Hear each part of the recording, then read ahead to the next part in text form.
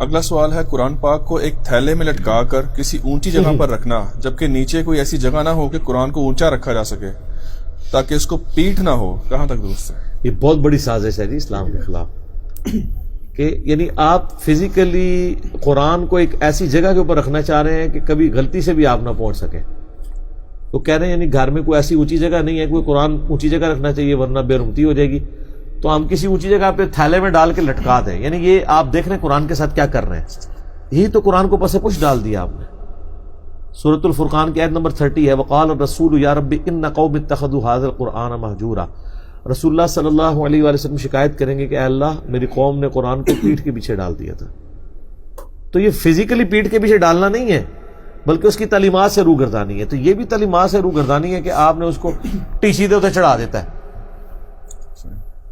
اور اتنے بڑے بڑے غلاف ہوتے ہیں کہ ان کو لپیٹنے اور کھولنے کے لیے بھی نا 3-4 منٹ ریکوائرڈ ہوتے ہیں.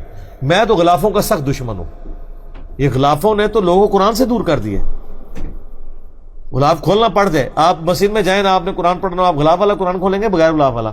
آپ کہیں پہلے اس کو کھولوں اور اس کی مڑ مٹی بھی نکلے گی، یہ بھی چانس ہوتے ہیں. کہتے ہیں جی قرآن سب سے زیادہ پڑھی جانے والی کتاب ہے، لیکن اس کا تلخ پہلو یہ ہے کہ دنیا میں سب سے زیادہ بغیر سمجھ کے پڑھی جانے والی کتاب قرآن ہے. سمجھ کے پڑھی جانے والی نہیں، بغیر سمجھ کے. اس کا ثواب اپنی جگہ، ہم اسے کنڈیم نہیں کرتے، احترام بھی ضرور کریں. ابو داؤد میں حدیث ہے نا، نبی الاسلام ایک یہودیوں کے مدرسے میں ایک جو ہے وہ معاملہ نپٹانے کے لیے گئے، تو انہوں نے نبی الاسلام کو ایک بڑی گدی دی جو آج بھی عرب کے کلچر میں ہے. نبی الاسلام اس گدی کے اوپر بیٹھ کے، تکیہ تھا بہت بڑا، آپ نے فرمایا تورات لے کر آؤ. وہ جب تورات لے کے آئے تو آپ علیہ السلام نے اپنی پیٹھ کے نیچے سے وہ گدی نکال کے سامنے رکھی، تورات کو اس کے اوپر رکھ کے رسپیکٹ دی، حالانکہ ٹیمپرڈ تورات تھی، اور فرمایا میں ایمان لایا اس کتاب پر، اس کو نازل کرنے والے کے اوپر. اور پھر آپ نے وہ رجم کی سزا کا فیصلہ کیا. انہوں نے چھپا لی تھی وہ آیات، اور نبی الاسلام کے ساتھ صحابی تھے جو عبرانی زبان جانتے تھے، انہوں نے کہا یا رسول اللہ انہوں نے چھپا لیے ہیں، اس کے نیچے وہی سزا ہے، کیونکہ اشرافیہ کے لیے اور قوانین رکھتے تھے، وہ غریبوں کے لیے اور. تو اس میں یہ ہمیں پتہ چلا کہ نبی الاسلام نے تحریف شدہ تورات کو بھی تکیے کے اوپر رکھ کے رسپیکٹ کا پہلو رکھا ہے. لہذا قرآن بھی تکیے کے اوپر کسی ٹیبل کے اوپر پڑھتے ہوئے رکھنا چاہیے تاکہ رسپیکٹ کا پہلو رہے. البتہ یہاں جو ہمارے معاشرے میں مت ہے نا کہ ہماری بڑی بوڑھیاں تکیے پہ بیٹھنے نہیں دیتی ہیں، چاہے اس تکیے پہ کبھی انہوں نے قرآن پڑھا بھی نہ ہو. وہ کہتے ہیں تکیے پہ بیٹھنا گناہ ہوتا ہے. اس کے پیچھے مت یہ ہے کہ چونکہ تکیے پہ رکھ کے بوڑھی عورتیں قرآن پڑھتی تھیں اونچی رکھنے کے لیے، تو اب وہ دنیا کا ہر تکیہ جو ہے نا وہ قرآن کے ساتھ اٹیچ ہو چکا ہے. تو ان کو میں پھر یہ پھکی دیتا ہوں کہ یہاں تو نبی علیہ السلام تکیے پہ بیٹھے تھے اور آپ نے اپنی پیٹھ کے نیچے نکال کے تورات کو رکھا، رسپیکٹ بھی دی، تو آپ کی ڈاکٹرنگ میں تو غلط ہے. جو پیٹھ کے نیچے آیا ہوا تکیہ اس کے اوپر قرآن رکھنا، آپ تو غلط ہی کہتے ہیں. یہ وہ احترام نہیں ہے جن کے اوپر آپ نے زیادہ اپنے آپ کے اوپر ہیضہ کرنا ہے. احترام یہ ہے کہ اس کی تعلیمات پر عمل کریں. سورہ صاد میں ہم نے قرآن اس لیے نازل کیا تاکہ اہل ایمان اس میں تدبر کریں، اہل عقل اس سے نصیحت حاصل کریں. وَلَقَدْ يَسَّرْنَا الْقُرْآنَ لِلذِّكْرِ فَهَلْ مِن مُدَّكِرٍ. ہم نے قرآن کو نصیحت کے لیے آسان کر دیا، تو ہے کوئی اس سے نصیحت حاصل کرنے والا؟ ہم نے اس کو رسپیکٹ کے پہلو میں اس درجے تک لے گئے ہیں. یہ تو میری کتاب زندگی ہے، یہ تو میرے سرانے ہونی چاہیے، یہ تو میرا اوڑھنا بچھونا ہونا چاہیے.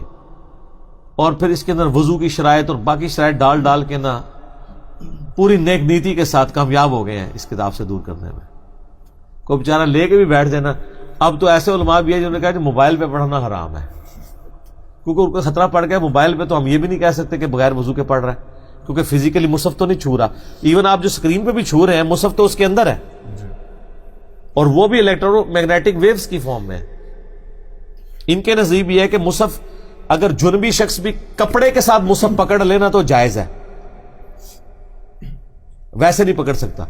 تو یہاں تو جنبی بھی یوں بھی انگلی پھیر سکتا ہے، ہاں تلاوت نہیں کر سکتا. دل میں پڑھ سکتا ہے، تلاوت نہیں کرے گا. وہ ترمذی میں ابو داؤد میں حدیث ہے، مولا علی کہتے ہیں کہ نبی علیہ السلام کو حالت جنابت کے سوا اور کوئی حالت قرآن پڑھنے سے مانے نہیں ہوتی تھی. لیکن ویسے قرآن آپ دیکھ رہے ہیں اس کا ترجمہ دل میں پڑھ رہے ہیں، ریسائٹ نہیں کر رہے تو کر سکتے ہیں، کوئی حرج نہیں. بے وضو تو ویسے ہی کر سکتا ہے. پھر پوچھ رہے ہوتے ہیں غیر مسلم کو قرآن دے سکتے ہیں؟ اس پہ میرا کلپ ریکارڈ ہوا ہے. یار غیر مسلم کو کیوں نہیں دینا؟ ہمیں آپ کہتے ہیں کافروں کے لیے قرآن نازل ہوا ہے, جب کافروں کو دینے لیتے ہیں تو کہتے ہیں غیر مسلموں کو قرآن دے سکتے ہیں. یہی کہتے ہیں نا. اونٹ رہے اونٹ, تیری کون سی کال سیدھی, سمجھ نہیں لگتی. کیوں نہیں دے سکتے؟ کہتے ہیں نہیں احتیاطاً ترجمہ دے دیا کر, عربی دیں گے تو بے ادبی ہو جائے گی. اس کا مطلب ترجمے کی بے ادبی کر سکتے ہیں؟ آؤ نا, کب ہو؟ نہیں کر سکتے. وہ کہتے ہیں ذرا کم لیول کی بے ادبی ہو جائے گی. تو یہ عربیوں کو ہم کون سا ترجمہ دیں گے قرآن کا؟ عربیوں کو جو قرآن کا ترجمہ دے گا تو وہ تو ایمان سے خارج ہوگا. قرآن کو اگر کوئی عربی میں ترجمہ کرتا ہے تو اس کا کیا مطلب ہے؟ وہ قرآن کی تعریف کر رہا ہے, وہ کیونکہ وہ خود ہی عربی میں نازل ہوا ہے. تفسیر تو آپ عربی میں لکھ سکتے ہیں, ترجمہ تو نہیں کر سکتے اس کا. اللہ کے الفاظ بدلیں. تو سر اس وقت 1.5 کروڑ کاپٹک کرسچن ہیں جو بائی برتھ کرسچن ہیں اور ان کی زبان عربی ہے, مدر ٹنگ. ان 1.5 کروڑ کرسچنز کو اگر قرآن کسی نے دینا ہے تو وہ کس زبان میں دے گا جن کی زبان ہی عربی ہے؟ ان کو انگریزی نہیں آتی, ان کو اردو نہیں آتی, کیا کریں گے؟ تو قرآن کو بین کافروں نے تو کیا, مسلمانوں نے بھی کسر کو نہیں چھوڑی. یہ سب کانٹیننٹ میں باقاعدہ سازش ہوئی ہے. اسی وجہ سے تو 1,500 سال تک, یعنی کہ 1,000 سال تک یہ سارا معاملات کہانیاں چلتی رہی ہیں. جیسے ہی ترجمہ ہوا ہے تو آپ دیکھیں کہانیاں بند ہونی شروع ہو گئی ہیں. بخاری کا ترجمہ 1920 میں ہوا ہے. یہ ترجمہ آپ ذرا امیجن کریں, آج سے 500 سال پہلے ہو گیا ہوتا, ہلچل نہیں مچی ہونی تھی.